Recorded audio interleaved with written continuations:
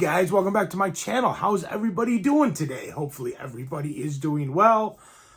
Well, today has been a very just kind of cold, rainy, crappy day. Haven't really done too much. I haven't shaved, so I apologize for that. I've just been kind of lying around watching movies all day. And one of the movies that I did get a chance to watch today was the Scream Factory 4K release of CANDYMAN. And we're going to delve right into this movie here in a second. But before we do that, I got to ask, guys, do you like Blu-ray hunting trips, NECA hunting trips, unboxings, movie reviews, physical media, anything movie or physical media related? Maybe consider subscribing. I'd love to have you on the channel. All right, guys, so let's delve into CANDYMAN. I thought I'd seen this movie. I thought I saw it years ago, but when I was sitting here today watching it, I was like, I don't recognize any of this. So I'm assuming I must have confused it with another movie. So basically, this was a first-time view for me. And I loved it. I thought it was fantastic. I thought it was creepy. I thought it was unsettling. The extremely unsettling, creepy score by Philip Glass, which was an added bonus. I love Philip Glass, and I did not realize that he did the soundtrack to this. Just made the movie. It was almost like a whole nother character within the movie was the soundtrack. I thought it was well directed, well acted. I thought it was an interesting story. Just overall creepy. I think the backstory to CANDYMAN was very interesting. The CANDYMAN as a character was extremely creepy, especially the first time that we're full on introduced to him. And I think that's in a parking garage. And I'll put an image up here, but you can see just like the way that he's standing there. It's just very unnerving. Just a very, very creepy character. This movie was great. I loved it. I can't recommend it enough. I'm a little surprised that over the course of all the years that I watched horror movies that I never actually watched this one, but I am so glad I did because it was so good. We'll delve in real quick. In case you've never seen CANDYMAN, I'll just go in just kind of briefly, kind of what it's about. And basically it's about a graduate student. She's doing a thesis about all these unsolved murders over the course of all these different years, and there was no killer captured. And in her investigation, she comes to learn about CANDYMAN, who's this like urban legend figure who's known to haunt a housing project in, I think, Chicago is where they're in. And of course, she doesn't believe it or anything, and she goes and investigates more, and goes into the housing project, and unknowingly ends up releasing the spirit of this CANDYMAN guy. And let's just say he goes on a pretty gruesome, violent killing spree. I'm just going to leave it at that. I'm not going to delve too much into it. But that's pretty much, long and short of it, the plot of the movie. Yeah, it was fantastic. The score was great.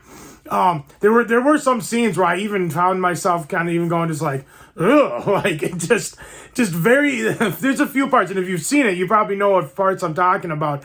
And it's just, yeah, there's some parts that are definitely a little messed up, but overall, it's a fantastic movie. It's very well done. I liked everybody in it. I loved the CANDYMAN as a character. Can't praise this movie enough. I've never seen any of the other ones. I haven't seen the new remake. I've heard there's mixed reviews about that, but I think a lot of people can agree that this one from 1992 is an excellent movie. At least I thought so. So let's delve a little bit into it. I'm going to try to keep this review fairly short.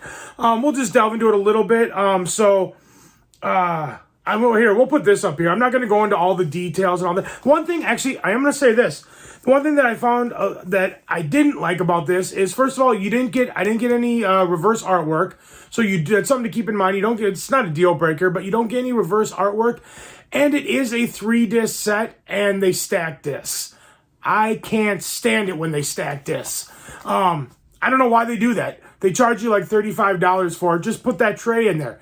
It's dirt cheap. Just put it in there. I also just got the Escape from New York 4K, and they have the tray in there. I don't know why they do it with some and not the other, but those are just two things that I would say that are probably going to be the only negative reviews about this is, yeah, you get no reverse artwork, and they stacked the discs. So it's annoying. It's not a deal breaker. It's fine, but I just wish they'd add that tray. But anyway, here, I'm going to throw this up here so that you can just pause it if you want and look at all the bonus features. I'm not going to delve all into those. But so basically, this is a 4K restoration. You do get 2 versions of the film. You get the uncut and the theatrical. I just watched the theatrical. I kind of want to watch the uncut director. I think it's a director's cut version, or maybe it's just an unrated version. I don't know. But yeah, I kind of want to check that out. But yeah, it's 4K, and you get the Blu-ray. You have Dolby Vision and Dolby Atmos and a DTS Master Audio 5.1. So we'll just delve in right away with the audio. I had no problems with the audio. I had no issues hearing any of the dialogue, anything they were saying. There's a part in there too when the Candyman talks. It's very like echoed, it's like amplified, and that sounded fantastic on the, I mean, it's almost like it's coming from out of all speakers, and it's like coming from above. It's very, very creepy effect that they do in this movie that I think works very, very well. That sounded great. The Philip Glass score sounded fantastic. I had it up pretty loud. Yeah, and the dialogue I could hear great, so I have no complaints about that. The Dolby Atmos sounded really good, but then again, this is the type of movie it's not gonna put your system through too much work. It's not like a Star Wars movie or something where you got constant, like, you know, explosions or gunfights or anything like that. It's a fairly tame movie in that aspect. But yeah, I give it a thumbs up there. I had no issues with that. So now we'll delve into the Dolby Vision. This movie, it looked pretty good. There was a nice level of grain. I'm a fan of grain. It's a nice level of grain, but it wasn't too thick. It wasn't distracting. The colors on like the cars and like shirts and stuff like that are dark, rich colors. They have depth to them. They look really, really good. The faces, there's plenty of detail in the faces. I didn't have any complaints there. The one thing that I did really like too is with the grain is it's a nice fine grain, but it doesn't really show up on the shirt. Sometimes when they're wearing like a black shirt or a dark colored shirt, they have that grain and it just shows up so much on the shirt and it's super distracting. I didn't have any issues with that. Overall, it looked really good.